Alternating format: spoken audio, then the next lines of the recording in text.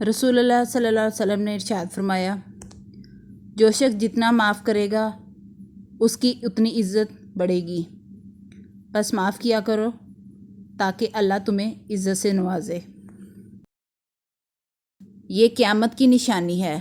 آدمی مسجد سے گزرے گا لیکن اس میں نماز نہیں پڑھے گا اور صرف جاننے والوں کو سلام کرے گا۔ نبی پاک صلی اللہ علیہ وسلم نے فرمایا، تم لوگ ایک دوسرے کو تحفے دیتے رہا کرو۔ ایک صحابہ رضی اللہ تعالیٰ عنہ نے پوچھا، اگر کسی کے پاس تحفہ نہ ہو تو؟ آپ صلی اللہ علیہ وسلم نے فرمایا، کیا تم کسی کو اپنی مسکراہٹ بھی نہیں دے سکتے؟ 2 دن کی زندگی ہے، اسے 2 ہی اصولوں پر گزارو۔ 1، ملو تو پھول بن کر، دوسرا، بکھرو تو خوشبو بن کر۔ اپنے گھر کے بزرگوں کی آنکھیں کبھی بھیگنے مت دینا، کیونکہ جس گھر کی چھت سے پانی ٹپکتا ہے اس گھر کی دیواریں بھی کمزور ہو جاتی ہیں۔ مسلمانوں، سچ بولنا اختیار کرو، کیونکہ یہ بہشت کا ایک دروازہ ہے، اور جھوٹ بولنے سے کنارہ کرو، کیونکہ یہ دوزخ کا ایک دروازہ ہے۔ آپ صلی اللہ علیہ وسلم نے فرمایا، اگر جھک جانے یعنی عاجزی اختیار کرنے سے تمہاری عزت گھٹ جائے تو قیامت کے دن مجھ سے لے لینا۔ اتنا مت بولیں کہ لوگ آپ کے خاموش ہونے کا انتظار کریں، بلکہ اتنا بول کر خاموش ہو جائیں کہ لوگ آپ کو دوبارہ سننے کا انتظار کریں۔ مومن کا جی کبھی بھی خیر کی باتیں سننے سے نہیں بھرتا، یہاں تک کہ جنت اس کا ٹھکانہ بن جائے۔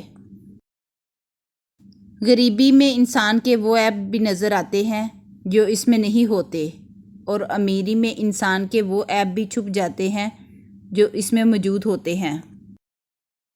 بات تمیز سے اور اعتراض دلیل سے کرو، کیونکہ زبان تو حیوانوں کی بھی ہوتی ہے مگر وہ علم اور سلیقے سے محروم ہوتے ہیں۔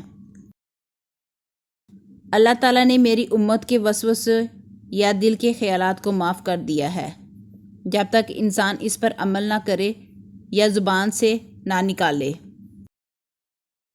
احمق سے دور رہنا اس کے نزدیک رہنے سے بہتر ہے، اور اس کا خاموش رہنا بولنے سے بہتر ہے۔ حضرت امام حسین رضی اللہ تعالیٰ عنہ نے فرمایا، میں موت کو سعادت اور ظالموں کے ساتھ زندگی کو ذلت سمجھتا ہوں۔ اللہ سے پناہ مانگا کرو آزمائش کی پریشانیوں سے، بدبختی سے، برے خاتمے اور دشمن کے حملے سے۔ رشتے کے طے کرنے میں دیانتداری کو مقدم رکھو۔ اپنی گنجائش سے زیادہ مہمان کی مہمان نوازی نہ کریں۔ نبی کریم صلی اللہ علیہ وسلم نے فرمایا، موت کی آرزو مت کرو، اگر تم نیک ہو تو شاید زیادہ نیکی کر سکو، اور اگر بدکار ہو تو توبہ کر کے اللہ کو راضی کر سکو۔ رسول اللہ صلی اللہ علیہ وسلم نے فرمایا، جو شخص غصہ اس وقت پی جائے جب کہ وہ اپنا غصہ نکالنے کی قوت رکھتا ہو تو اللہ تعالیٰ قیامت کے دن تمام لوگوں کے سامنے اسے بلائیں گے اور اسے اس بات کا اختیار دیں گے کہ جس حور کو چاہے اختیار کر لے۔